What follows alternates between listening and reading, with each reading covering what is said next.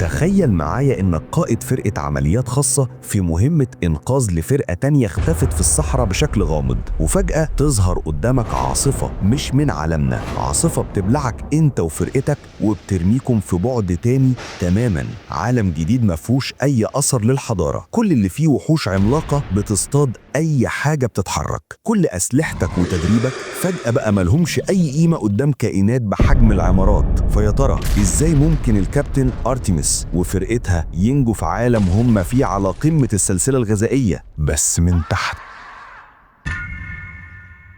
بيقولك إن في عوالم تانية غير عالمنا مستخبية عننا ومش بنقدر نشوفها. في واحد من العوالم دي البشر عايشين جنب مجموعة كبيرة من الوحوش الضخمة والمتوحشة، وفي وسط الصحراء في برج غامض حواليه دايما سحاب اسود وبرق، وده المكان اللي سفينة رملية بقيادة واحد اسمه الأدميرال كانت رايحاله. رحلتهم بتقف فجأة لما بيهجم عليهم وحش بيعيش في الرمل اسمه ديابلوس. الوحش ده بيحاول يقلب السفينة بجسمه الضخم، فالأدميرال بيجري على الدفة وبيحاول يبعد السفينة عن طريقه. بينجحوا في الهروب، بس للأسف في واحد اسمه الصياد بيقع من على السفينة وهو بيحاول ينقذ زميلته هاندلر، وبيتساب لوحده في الصحراء. نرجع بقى لكوكب الأرض. الكابتن ناتالي أرتيميس وفرقتها الأمنية المكونة من لينكولن، مارشال، داش، ستيلر وأكس بيدوروا على فرقة عساكر مفقودة في الصحراء. الدليل الوحيد اللي معاهم هو تسجيل لرسالة استغاثتهم وآثار عجل على الطريق اللي فجأة بتقف، كأن العربية اللي سابت الآثار دي اختفت في الهواء. جنب الطريق كمان في علامات غريبة على الصخور برموز مش فاهمينها. فجأة بتظهر قدامهم عاصفة سودة بتتحرك بسرعة جنونية. الفريق بيركب عربياته عشان يهرب، والعاصفة بتضرب كل العلامات دي بالبرق، والكتابة اللي عليها بتنور. ومهما الفريق ساق بسرعة، العاصفة كانت أسرع، وفي ثواني بتبتلع عربياتهم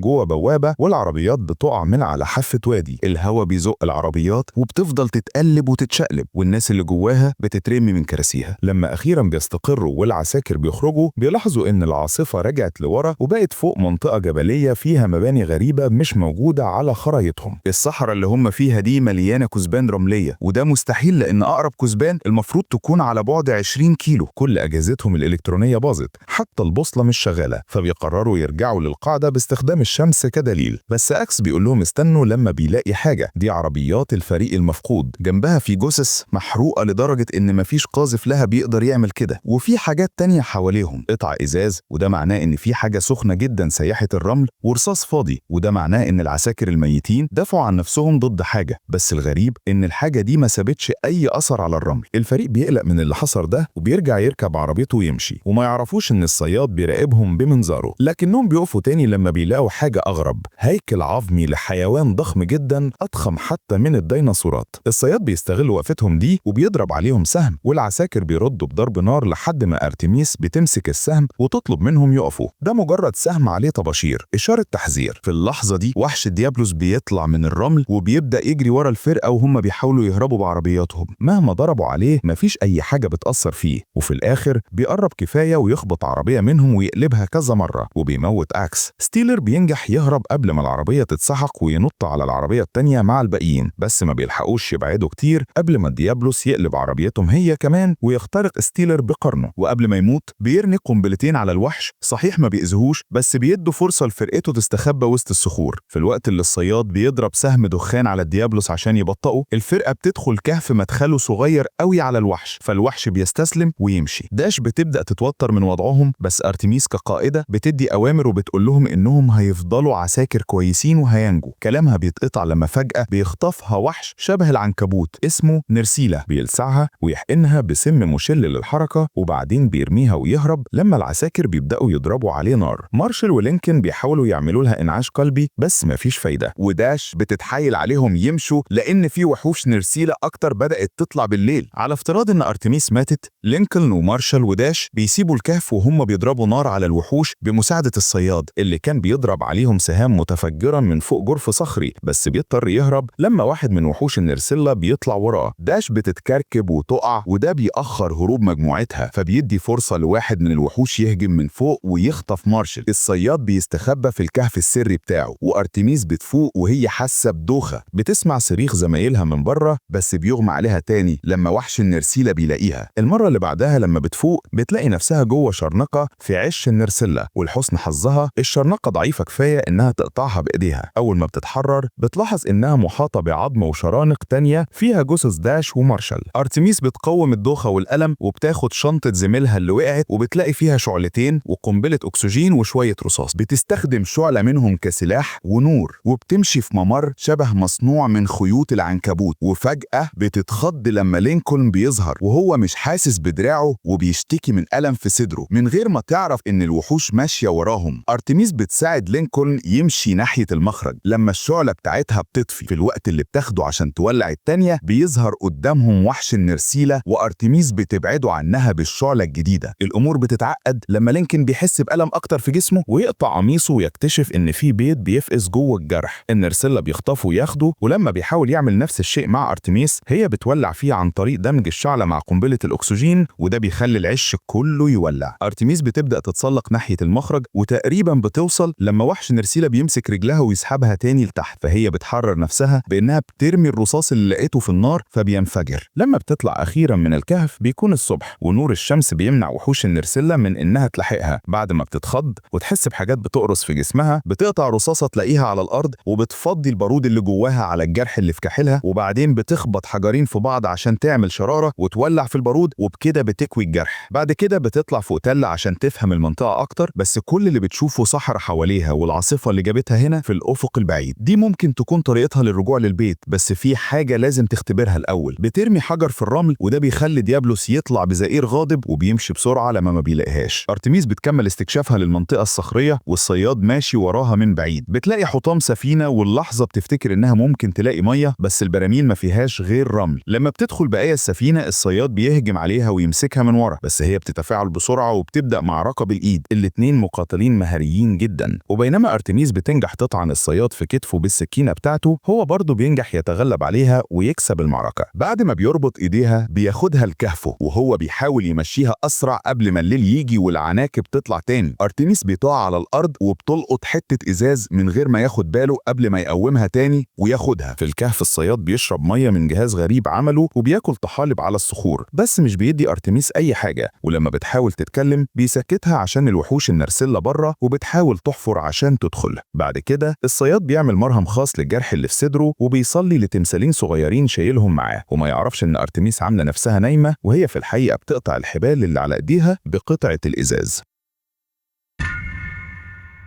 تاني يوم الصبح الصياد بيخرج يشوف أخبار العاصفة والوحوش، ولما بيرجع ما بيلاقيش أرتميس مكان ما سابها وبيقع في الكمين بتاعها. بعد ما بتضربه وتربطه بتحاول تشرب من ميته، بس هو بيركن الجهاز عشان ما تقدرش. ما بيقدروش يتواصلوا عشان بيتكلموا لغات مختلفة، فأرتيمس بترد عليه بتكسير المسبح الصغير بتاعه، وده بيخليه يغضب جدا. الصياد بيهجم عليها وبيبدأوا يتخانقوا تاني، وكل الحركة دي بتطلعهم بره الكهف. بما إنهم مش قادرين يسيطروا على نفسهم وهم بيتدحرجوا، الصياد بيقع في حفرة بتوصل لعش النرسلة، بس أرتيميس بتلحقه في آخر لحظة وبتسحبه لفوق قبل ما تقطع الحبال اللي ربطاه. في محاولة منها تظهر إنها مش عدوته بتقدم له قطعة شوكولاتة كهدنة سلام، وهو بيدوقها وبيعجبه طعمها جدا. في المقابل بيديها قربة المية بتاعته وهي بتشرب منها قبل ما تمشي وراه لحد حافة المنطقة الصخرية. هناك بيقدروا يتواصلوا شوية، هما الاتنين عايزين يرجعوا للعاصفة بس ديابلوس واقف في طريقهم. أرتيمس شايفة إنهم يرجعوا لعربياتها العسكرية ويجيبوا أسلحتهم، بس الصياد مش موافق، بيقول إن الأسلحة النارية ملهاش فايدة ضد الوحوش. بدل كده بياخدها لمدخل عش النرسيلة عشان يشرح لها فكرته، لو قدروا يقتلوا عنكبوت وياخدوا سمه ممكن يستخدموه عشان يهزموا ديابلوس. أرتيمس بتوافق وبتسميها استخدام وحش لقتل وحش تاني، وبتقبل على مضض إنها تكون الطعم. مع غروب الشمس بتقف في وسط المنطقة الصخرية وبتغني أغنية عسكرية عشان تجذب انتباه واحد من وحوش النرسلة. الخطة بتنجح، ولما بيظهر عنكبوت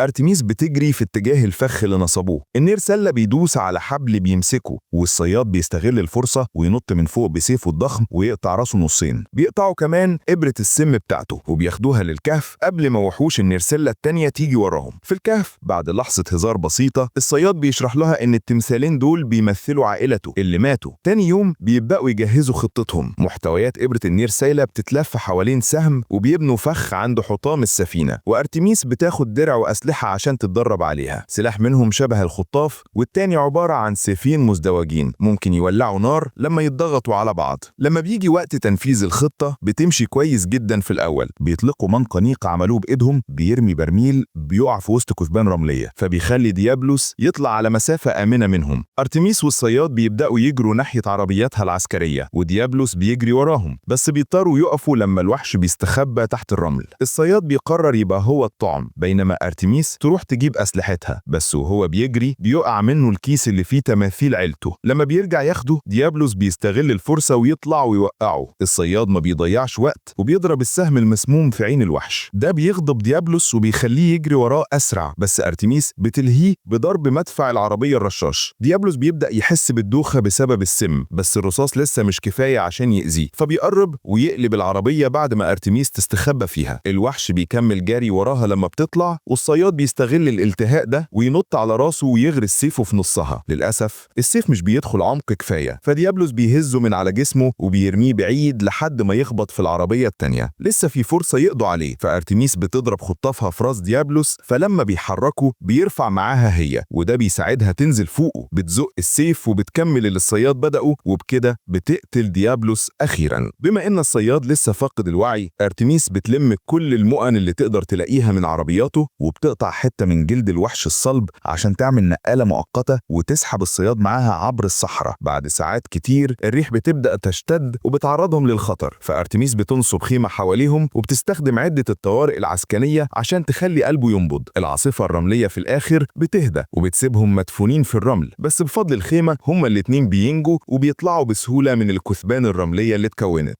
بعد مشي طويل تاني، أرتميس والصياد بيوصلوا لواحة، فبيقرروا يقفوا وياخدوا راحة. المنطقة مليانة مخلوقات شبه السلاحف اسمها أبسيروس، والصياد بيشرح إنها بتاكل نباتات، فمش محتاجين نخاف منهم. لما أرتمس بتقرب من المية عشان تشرب، وحش تاني اسمه سيفالوس بيطلع منها عشان يهجم عليها، بس الصياد بيقتله بضربة سريعة من سيفه، وبعدين بيشويه على النار. الليل بيجي بعد ما الاتنين بيتعشوا وبيتفزعوا من حريقة مفاجأة بتحرق الواحة. في وحش تاني بيهجم أضخم من كل اللي شافوه لحد دلوقتي، تنين بيطلع نار من بقه. مجموعة من الأبسيروس الخايفة بتجري في حالة من الذعر عشان تهرب من راسالوس، والصياد بينجح يهرب، بس أرتميس بتقع على الأرض في وسطهم. بتفتكر إنها هتتسحق لما فجأة بيظهر شخص قدامها. ده الأدميرال بيهز سيف مولع نار عشان يمنع الأبسيروس من الاقتراب، فأرتميس بتقف وبتشغل النار في سيوفها المزدوجة عشان تعمل زيه. بينما الصياد بيوصل لحافة جرف، هو كمان كان على وشك يدعس لولا هاندلر اللي بتظهر متعلقة في حبل عشان تشيله وتاخده بعيد عن الحافة. لما كل الأبسيروس بتمشي، أرتميس بتشكر الأدميرال على مساعدته،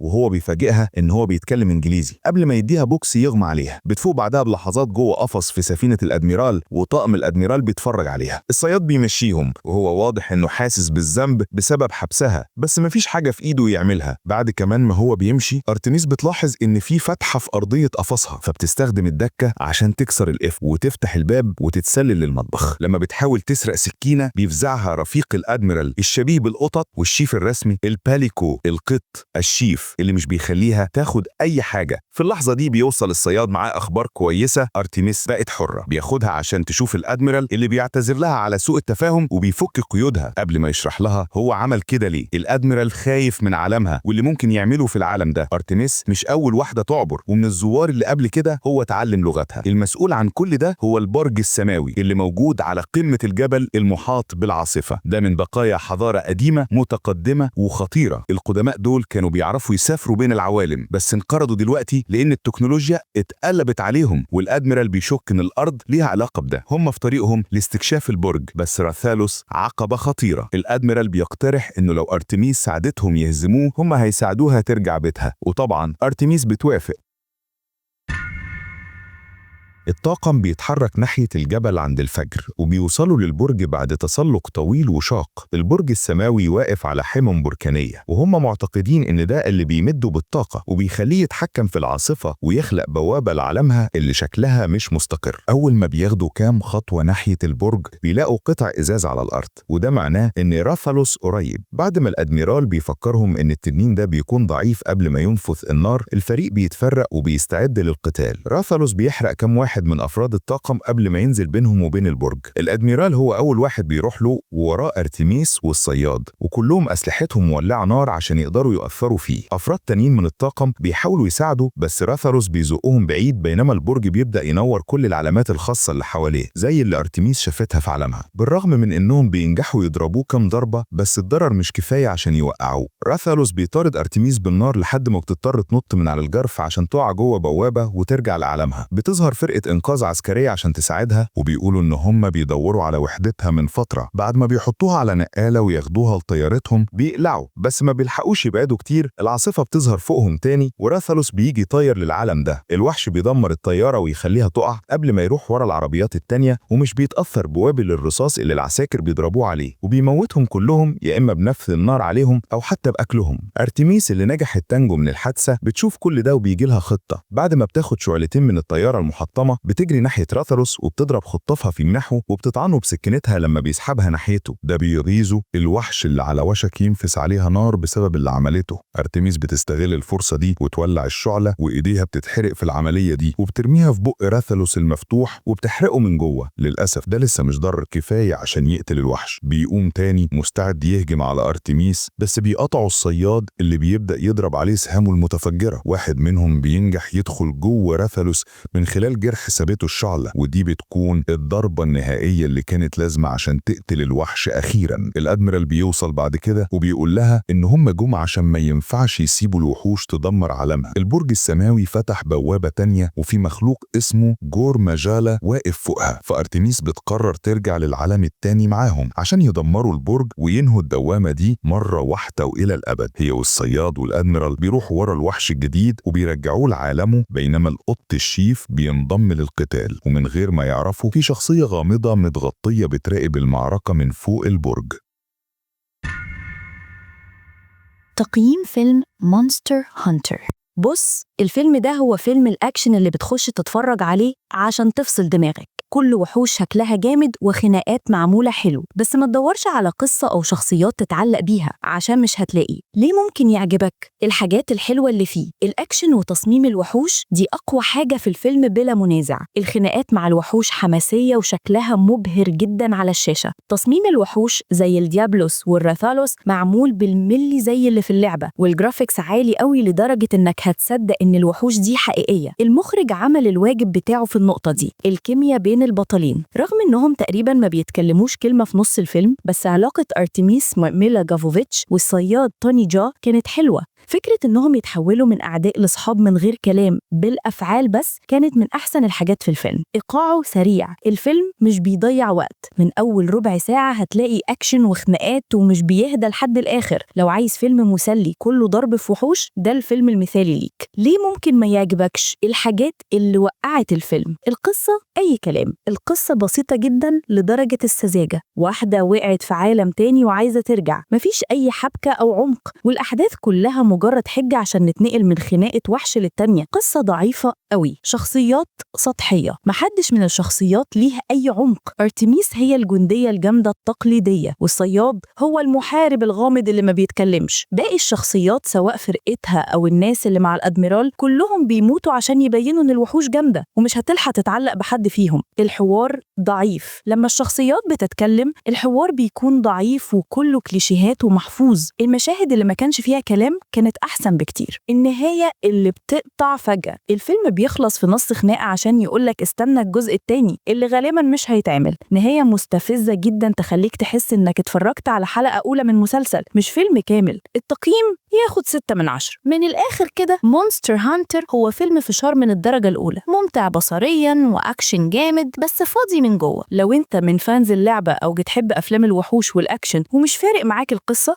هتتبسط بيه جدا. لكن لو بتدور على فيلم ليه قصة قوية وشخصيات ليها معنى، شوف حاجة تانية أحسن. وبس يا سيدي، هي دي كانت حكاية الكابتن أرتميس اللي راحت تدور على فرقة، رجعت هي نفسها محتاجة فرقة إنقاذ من العناكب والتنانين. فلو الملخص ده عجبك وما حسيتش إنك وقعت في عش نرسل وانت بتتفرج، يبقى لازم تدعمنا عشان نقدر نحارب باقي الوحوش دي. اعمل لايك عشان اللايك بتاعك ده بالنسبة لنا زي حتة الشوكولاتة اللي أرتميس اديتها للصياد، بتبين التقدير وبتخلينا نكمل. ودوس اشتراك عشان ما تتوهش مننا في الصحراء زي الصياد في أول الفيلم، وتلاقينا معاك في كل ملخص جديد. وطبعا لازم تفعل الجرس، ده يعتبر إشارة التحذير بتاعتك عشان تعرف أول ما فيديو جديد ينزل قبل ما أي ديابلوس يطلع لك فجأة من تحت الأرض. يلا أشوفكم في الفيديو الجاي، على أمل ما يكونش فيه بيض بيفقس في صدر حد فينا. سلام.